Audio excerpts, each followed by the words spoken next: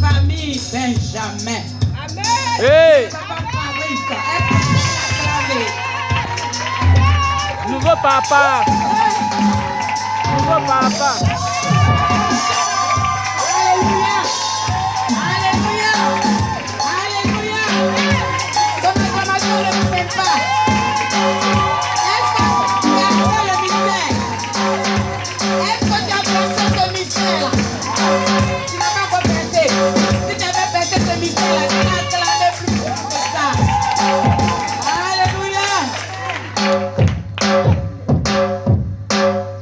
Amen. Ce matin, je vous salue dans le nom de Jésus. Mon témoignage ici, je veux donner d'abord un message d'encouragement et puis un témoignage. Depuis que j'ai connu ce ministère,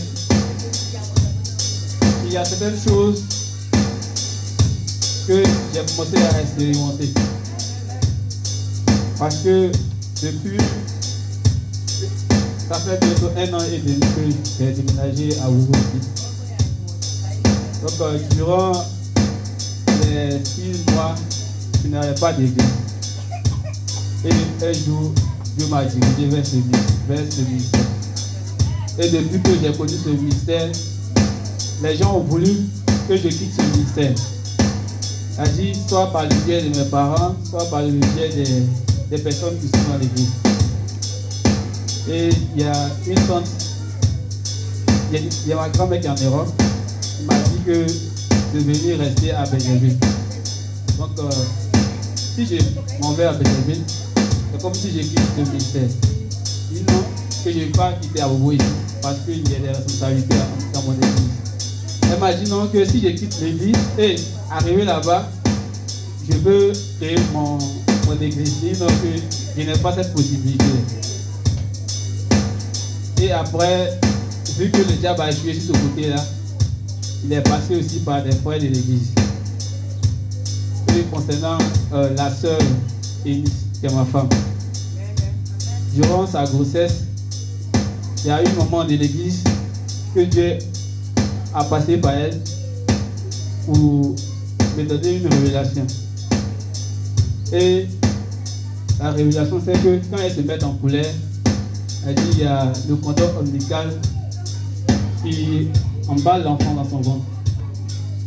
Donc, elle m'a dit que elle ne sait pas qui met ma femme en colère, mais si c'est moi, d'arrêter ou bien d'arrêter de ne pas qu'elle soit en colère. Et c'est là même que les actions, les actes qu'elle pose, ce sont ces actes qui vont me mettre en colère pour que je parle et puis elle s'énerve. Donc j'ai approché papa et je lui ai expliqué le problème. Quand je lui ai expliqué le problème, il m'a donné certains conseils que si elle se comporte, si elle pose des actes même qui m'énervent, je ne peux pas réagir. Donc au moment où la maman en question me donnait la révélation, je ne sais pas, on était deux. Mais je ne sais pas comment les gens qui ne sont pas de l'église ont appris. Donc un vendredi, on est venu au but ici, moi et puis quand on était en train de discuter, et il y a eu une ancienne maman de l'église qui m'a appelé dans sa maison, et je vais taire le nom. Elle m'a appelé et elle m'a dit que dans notre église là-bas, voici le message que le prophète a fait à mon sujet. Que si je ne viens pas, ça sera grave pour ma femme. Même avoir même, elle peut perdre l'enfant, soit même elle peut perdre sa vie aussi. Donc ce message m'a tellement traversé. Et quelques jours après, avant qu'elle me donne ce message-là, dans mon songe, j'étais avec papa et c'était à l'église, il y avait du monde. La manière, quand il fait la délivrance ici, et puis j'attrape l'eau pour le suivre, c'était comme ça. Et il y avait du monde. On traversait, on passait au milieu, et arrivé tout d'un coup, je suis quitté derrière lui. Et j'ai dit sois lui. Et c'est bon après, j'ai réapparu. Donc j'ai su que c'est comme si quelqu'un voulait m'écarter de l'église. Et je me suis réveillé, j'ai commencé à prier. Que Dieu, je ne suis pas venu, personne ne m'a invité ici. C'est toi qui m'as conduit ici. Donc si quelqu'un peut m'enlever dans l'église, il faudrait que cette personne aussi, c'est toi qui lui as donné cette possibilité. Donc j'ai prié comme ça.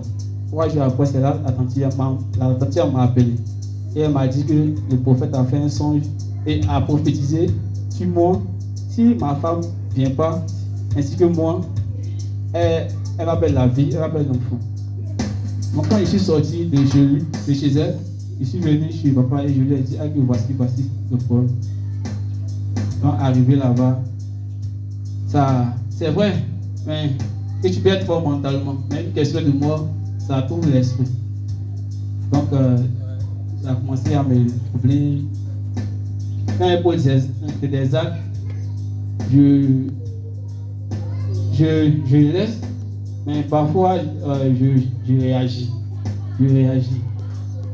Et le vendredi passé, on est venu à l'église ici. Et le mercredi passé, on est venu à l'église ici. Après, on s'est rendu chez papa. Et puis, en partant à la maison, elle me demande c'est quelle route on doit prendre. Parce que quand on quitte chez papa pour aller chez nous, il y a 2 voies. Soit on passe chez maman, soit on passe de l'autre côté. Or, d'habitude, elle sait que c'est moi qui choisis la route. Donc, quand il choisit la route, il passe vers chez maman, elle s'énerve. Elle dit non, là-bas, elle est trop loin, elle se plaint. Donc, dès qu'on est sorti chez papa, elle m'a demandé que tu veux qu'on emprunte quelle route. Elle me demande. Il dit non, il faut choisir la route que tu veux. Donc, elle a choisi la route. En partant sur la route, elle a glissé et elle est tombée sur son côté gauche. Donc, je l'ai soulevé, arrivé à la maison. Je lui ai demandé est-ce que ça va. Elle dit oui, que c'est juste, elle s'est blessée au niveau de son pied. Donc, on a massé, on a fait et on allait se coucher. Jeudi à 4 heures, pendant que moi je dormais, elle se réveille. Donc, je pensais qu'elle était au salon. Et je suis venu au salon, je ne l'ai pas trouvée. Et elle était dans la douche. Donc je pensais que c'était. Elle allait peut-être aux toilettes. Donc je suis allé me coucher. Jusqu'à 5 heures par là, je me suis réveillé pour aller me laver pour aller au travail. Et là maintenant, elle est toujours dans la douche. Je dis, mais depuis que tu fais pas dans la douche, elle doit me laver pour aller au travail. Elle dit non, qu'elle saigne. Si tu saignes en comment? Échographie qu'on a fait, on a dit le 17, mais pas tu saignes en comment? Je ne comprends pas. Parce qu'on a fait jusqu'à 3 échographies. On a dit le 3 mars, le 8 mars et le 17. La dernière échographie, c'était le 17. Donc elle dit qu'elle saigne, mais tu saignes en comment? Ou bien c'est la chute d'hier là-haut. Elle a dit oui, que la chute, ça a touché la grossesse. Elle dit ok, si c'est comme ça, il faut te laver, tu vas aller à l'hôpital pour voir la sage-femme. Alors la sage-femme nous a donné le rendez-vous ce lundi là. Elle dit non, mais la sage-femme qui doit me consulter, elle dit de venir le lundi. Il ne faut partir. Même si elle n'est pas là-bas, il faut dire au médecin qui est là-bas que hier tu es tombé, donc voici ce que ça a provoqué. Là, ils vont te consulter. Donc quand elle est partie à l'hôpital, elle s'est expliquée, on l'a consultée. Et la dame a dit que c'était le moment que la grossesse est arrivée à terme. Elle est venue à la maison. En partant, elle a vu Prisca, elle s'est couchée chez Prisca. Et j'étais au travail, mais j'étais inquiet. Donc j'ai appelé Prisca pour voir qu'est-ce qui se passait. Heureusement, il y a une de ses soeurs qui est venue acheter poisson. Parce que chez moi, il y a ma petite tante qui a eu son BTS, mais elle est partie faire formation. On savait qu'elle est seule à la maison. Moi, elle est restée chez Prisca. Et après, sa soeur est venue, ils sont allés à l'hôpital. Et de là-bas, on leur a dit de patienter. Donc j'ai appelé papa pour lui dire